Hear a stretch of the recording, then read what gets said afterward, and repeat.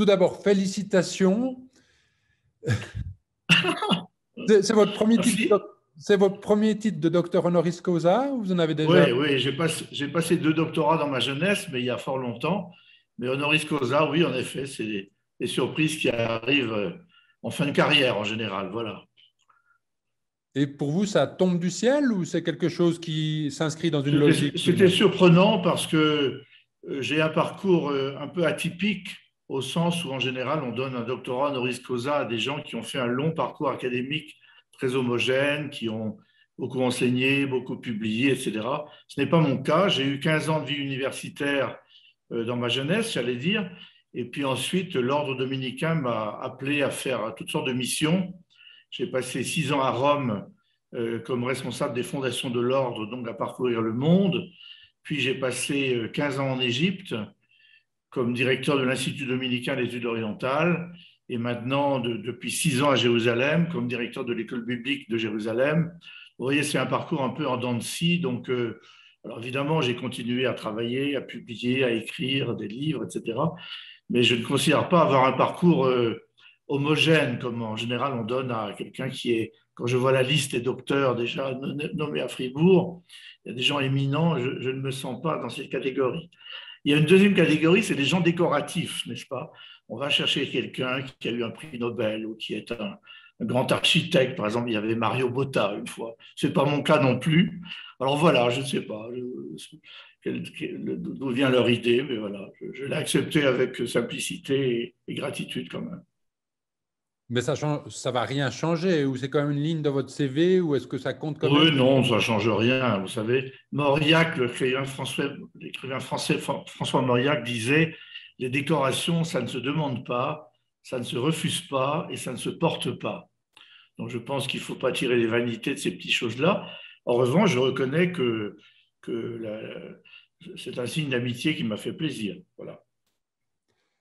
Maintenant, on va un peu, enfin, encore parler de vous, mais plutôt justement de ce parcours que certains qualifieraient de débridé. Moi, je préférerais le qualifier de riche. Euh, Vous êtes devenu prêtre à 40 ans, j'ai vu dans une biographie. C'est une vocation relativement tardive, somme toute. Non, parce que j'étais religieux, je suis entré chez les Dominicains à l'âge de 18 ans. Donc en fait, je suis plutôt une vocation très jeune. Mais disons que je suis resté diacre assez longtemps parce que mes études correspondaient à l'époque où beaucoup de choses craquaient et se défaisaient au sein de l'Église catholique. Et donc, à la fin de mes études dominicaines, vers les années 77-78, j'ai demandé à être diacre. Et puis, je suis parti vivre dans le monde musulman. Et donc, je n'ai pas eu d'occasion, si j'ose dire, d'apostolat. J'étais professeur à l'université. J'enseignais l'économie du développement. Je voulais vivre en monde musulman. J'avais ce que je souhaitais. Voilà. Donc, je n'ai pas poursuivi plus avant à ce moment-là. Et ce n'est qu'à mon retour en France que cette idée d'une vocation, enfin, d'une vie sacerdotale plus explicite est venue. J'avais rien contre, disons, mais voilà, ça a pris du temps à mûrir et c'est venu en son temps. Et aussi au niveau de votre parcours scientifique ou académique, devrais-je dire, vous avez commencé par la philosophie, ensuite la théologie, puis finalement vous êtes allé des nourritures spirituelles vers les nourritures terrestres. Vous avez étudié l'économie rurale ou oui, Oui, l'économie doctorat. oui, Aussi, il fallait oui, quelque chose oui. de plus concret ou un retour sur terre.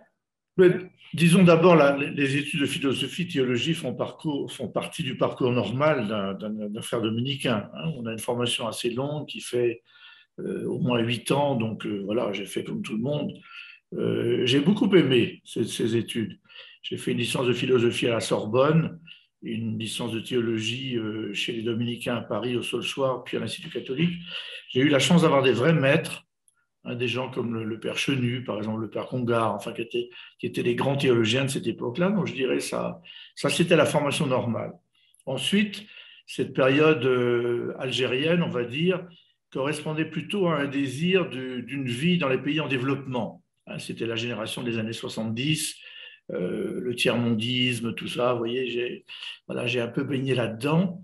Et c'est ce qui m'a amené à vivre en Algérie. Et pour travailler, ben, il fallait avoir une qualification.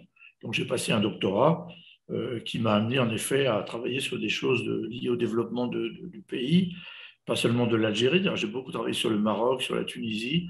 J'ai beaucoup voyagé à travers le monde à cette époque-là pour essayer de m'intéresser aux expériences de développement.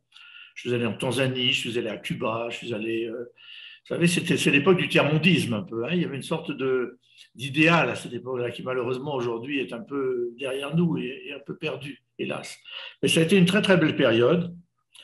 Et ensuite, je suis venu en France à la demande des supérieurs de l'ordre et j'ai continué ce type d'enseignement plus vers l'éthique économique à l'Université catholique de Lyon et à Sciences Po. Voilà. Donc, il y a eu en gros 15 ans de vie universitaire.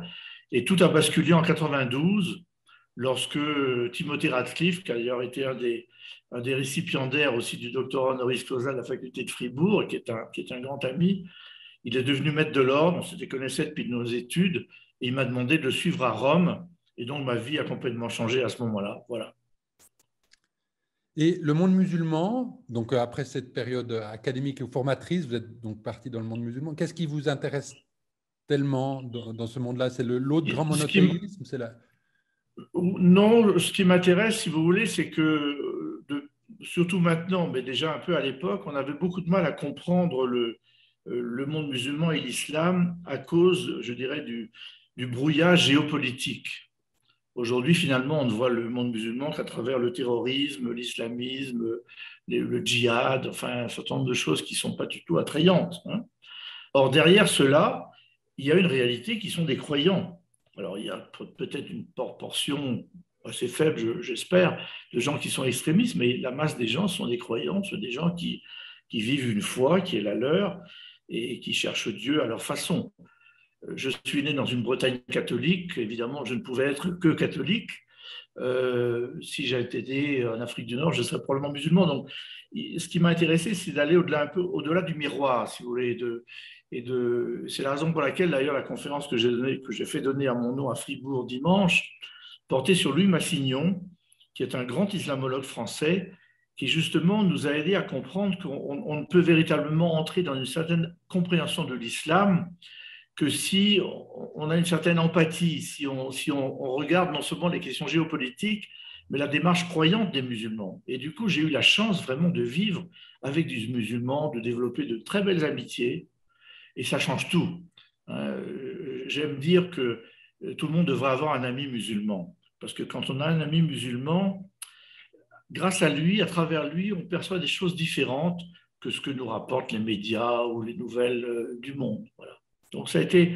Alors cela s'est continué puisqu'ensuite, après Rome, j'ai donc été appelé au Caire, où nous avons un institut dominicain d'études orientales qui a été fondé en 1953, spécifiquement justement pour développer des relations avec le monde musulman par le biais de sa culture, en partant de l'idée que si on se met tout de suite sur un débat théologique, on va très vite être en désaccord et même on risque de se fâcher, n'est-ce pas? Les musulmans vont dire votre trinité, c'est du polythéisme, et les chrétiens vont dire écoutez, Mohammed, c'est quand même pas une figure très exemplaire, du moins à travers ce qu'on en sait. Et du coup, j'ai eu la chance d'être aussi dans cet institut dont je suis devenu responsable assez rapidement et qui véritablement travaille depuis des décennies avec des intellectuels musulmans, en particulier l'Université d'El-Azhar, dans une très très belle coopération, une très belle estime mutuelle, et on a vécu des choses formidables, véritablement. Donc, vous voyez, là encore, c'est essayer de passer au-delà de ce prisme qui brouille les choses, qui est une réalité, hein, mais derrière, il y a la masse des gens, et c'est fort intéressant. Et d'ailleurs, c'est cette contribution significative, hein, je cite, au dialogue interreligieux entre le christianisme et l'islam qui vous a aussi valu ce titre de docteur honoris causa. Ce dialogue, il en est où maintenant? Alors, vous avez évoqué des points très positifs, mais on en est où? C'est vrai qu'on ne peut pas se défaire de l'actualité. Oui, je préfère parler de rencontre plutôt que de dialogue, d'ailleurs, parce que le dialogue, souvent, c'est des mots, et il y a toujours eu un dialogue officiel qui est pas mal. Il vaut mieux se dire des choses aimables que de s'injurier.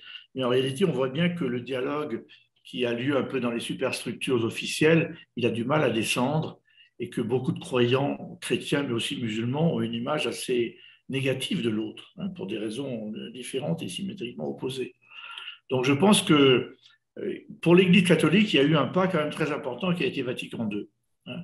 C'est la première fois où l'Église catholique s'est prononcée de façon un peu positive non pas en acceptant tout de l'islam, loin de là, il n'y a pas à le faire d'ailleurs, mais Nostra Aetate, la déclaration de 1965 dit, et l'Église catholique regarde aussi avec estime les musulmans qui, comme nous, adorent le Dieu unique, etc. Il y a une parole positive. Hein. Et ensuite, on dit, et même si dans le passé, il y a eu des différends, nous devons aujourd'hui travailler ensemble à construire un avenir meilleur et un monde plus pacifique. Donc je pense qu'il y a eu des pas significatifs qui ont été faits à ce moment-là, qui ont donné lieu d'ailleurs à un enthousiasme, voire une certaine euphorie, dont on est un peu sorti maintenant, précisément parce qu'on a découvert que les mots ne suffisent pas et qu'il faut construire des choses ensemble. Donc je dirais le dialogue est peut-être un petit peu en panne aujourd'hui au niveau des gens. Hein. Au niveau, on voit bien, beaucoup de chrétiens ont une certaine peur de l'islam, en partie d'ailleurs à cause de la décroissance numérique du christianisme en Occident et d'un affichage extrêmement visible des musulmans croyants. Hein. On dit, ah, on prie dans les rues et les églises sont vides. Enfin, vous voyez. Donc il y a une sorte de crise de confiance aujourd'hui. Donc c'est important, je crois, de continuer à bâtir des relations au niveau de la vie et de l'amitié.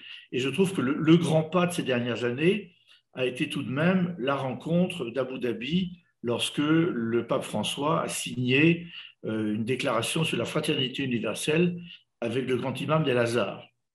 Et j'ai eu ma toute petite part dans le processus de préparation de tout ça parce que lorsqu'il y a eu la crise des caricatures, vous savez, les caricatures du prophète, etc., les responsables musulmans se sont beaucoup fâchés, y compris les responsables d'El-Azhar, qui avaient coupé les relations avec le Vatican. Et étant sur place, connaissant à la fois très bien le grand imam, avec qui j'avais une relation vraiment de confiance et d'amitié, et aussi le cardinal Torrent, qui à l'époque était le président du Conseil pontifical pour le dialogue interreligieux à Rome, j'ai pu contribuer à ma modeste manière à retisser des liens tranquillement, patiemment, dans l'ombre, vous voyez. Mais tout ça a contribué à construire une confiance qui est rétablie. Et aujourd'hui, la dernière fois que j'ai vu le cardinal Torrent dans son bureau, peu de temps avant sa mort, il m'a dit en riant, vous savez, la relation entre le grand imam et le pape, c'est plus de l'amour, c'est de la passion. Voilà. Bon, c'est vrai, il y a eu entre ces deux hommes un vrai, voilà. Ce qui montre justement que le lien entre les personnes est important. Et parce qu'on a toujours des bonnes raisons de se fâcher ou de ne pas se comprendre. Il y en aura toujours. Hein. Et en particulier, l'histoire partagée entre chrétiens et musulmans est extrêmement difficile. Elle est douloureuse. Il y a des siècles de polémiques, d'imprécations, de guerres, vous voyez, et du coup, il y a une peur de l'autre qui est très réelle. Hein. Donc voilà, je pense que travailler, ça a été un peu la joie de ma vie, ça, de travailler à construire des liens, et j'ai gardé de magnifiques amitiés. Voilà. C'est magnifique. Ben, c'est un beau mot de la fin. Je voulais ajouter une petite chose qui est importante dans ma relation au monde musulman, c'est qu'elle est en effet marquée par un état d'esprit très positif et très, confiant, si j'ose dire, dans la possibilité d'une relation. Et en même temps, ma propre histoire est très blessée, au sens où j'ai vécu 15 ans en Algérie et où j'ai été très proche de plusieurs personnes qui ont été assassinées. J'ai eu des amis musulmans assassinés pendant ce qu'on appelait les années noires, mais aussi des amis chrétiens, et en particulier, j'étais très proche de Monseigneur Claverie, l'évêque d'Oran, qui m'a ordonné prêtre et qui a été assassiné. Et j'ai été très marqué par sa mort, par son assassinat. J'ai écrit sa biographie. J'ai été très impliqué ensuite dans la rédaction des textes pour préparer la béatification des 19 victimes de l'Église d'Algérie. Donc à la fois cet évêque, les 7 moines trappistes, les religieuses, des pères blancs, etc. Je dis ça parce que je ne voudrais pas donner l'impression que j'ai une vision complètement bisounours et réaliste, irénique, si vous voulez. Il y a une vraie aspérité, il y a une vraie difficulté dans la relation entre les chrétiens et les musulmans. Parce qu'il y a une mémoire blessée. Hein. Il y a des siècles, je l'ai dit tout à l'heure déjà, il y a des siècles de polémiques, d'incompréhension, et cela est réactivé régulièrement par des drames. Et donc, ma propre histoire a été touchée par ça, si vous voulez. Donc, ce que je veux dire, c'est que ma confiance dans la possibilité d'une relation positive, elle est forgée aussi là-dedans, hein, dans le fait qu'il faut être capable de dépasser des blessures aujourd'hui Et en particulier, on voit bien ce qui se passe pour les chrétiens d'Orient, en particulier aujourd'hui, hein, les chrétiens d'Irak, les chrétiens de Syrie, etc., d'Égypte quelquefois. Il y a des moments dramatiques. Je pense qu'il faut que nous ayons le courage de vouloir aller au-delà. Et donc, je dirais que c'est une des choses qui a beaucoup marqué mes 30 ans de vie en monde musulman, puisque j'ai passé 30 ans, et mes 50 ans de fréquentation, puisqu'avant d'y vivre, j'ai déjà été en lien, j'ai fait mes études, mes thèses, etc., sur des pays liés au monde musulman. Voilà. Justement, ce processus de béatification de Pierre Claverie, notamment, et les autres martyrs, qu'est-ce qu'il apporte? Est-ce qu'il pense les plaies ou au contraire, il les ouvre à nouveau? Oui, je pense qu'il montre d'abord que il nous invite à faire la distinction, c'est-à-dire que ce ne sont pas les musulmans en général, l'islam en général qui a voulu leur mort, hein. Ils sont morts dans un contexte politique très précis, très concret, celui des années 90 en Algérie où il y a eu 150 000 morts. Il y a eu une sorte de guerre civile dans ce pays et ils se sont trouvés un peu au milieu de tout ça, hein. Donc c'est la première chose, donc ça évite de généraliser, hein. Deuxièmement, ça nous a aussi fait découvrir que nos amis musulmans étaient aussi affectés que nous par la mort de nos frères et de nos sœurs, hein, parce que c'était aussi leurs amis. Ils partageaient les mêmes combats, en particulier les combats pour les droits civiques. Pierre Claverie était très proche des mouvements de femmes, d'hommes et de femmes de théâtre, etc., et de la culture. Et donc, il y a un vrai enjeu qui traverse les sociétés. Ce n'est pas d'un côté les chrétiens, de l'autre les musulmans. Ce sont et chez les chrétiens et chez les musulmans, des hommes et des femmes qui sont épris de liberté, d'épanouissement, de respect de l'autre, et puis d'autres qui, au contraire, jouent la radicalisation. Donc, je pense que cette béatification nous a aidés à clarifier les choses, et en tout cas, on a été très touchés de voir à quel point l'Algérie a accepté de vivre ce moment-là chez elle. C'est quand même assez incroyable de béatifier 19 religieux catholiques dans un pays musulman de façon complètement officielle. Il y avait au premier rang le ministre des Affaires religieuses musulman, il y avait des imams dans la célébration, donc il y a eu là, je crois, un geste de, voilà, une passerelle en quelque sorte. Donc je pense que dans l'incompréhension qui domine aujourd'hui, c'est très important d'être un peu volontariste et de tisser comme ça des liens, des passerelles. C'est ténu, c'est fragile, mais si on ne saisit pas ces occasions-là, on n'arrivera à rien. Et d'une certaine manière, la vocation, je pense, spécifique des chrétiens d'Orient, qui sont une minorité, c'est justement de faire des liens, hein. Ils ne peuvent pas être... Moi, j'ai vécu, je dis souvent que la chance de ma vie, c'est d'avoir été minoritaire chez les autres. Quand on est minoritaire, on n'est pas arrogant. On s'efforce d'écouter, de comprendre, d'accueillir, etc. Et je pense que les chrétiens d'Orient, par leur présence, sont aussi une invitation à la rencontre, à l'altérité. Et les musulmans ouverts, la majorité des musulmans, comprennent bien que le jour où il ne sera plus possible pour des chrétiens de vivre dans ces pays, ce sera dramatique pour eux, les musulmans. Ça voudra dire qu'ils seront dans une citadelle complètement verrouillée, complètement fermée, totalitaire. Et donc c'est un grand péril. Donc il faut vraiment vouloir, je crois, cette rencontre sans naïveté, mais avec générosité.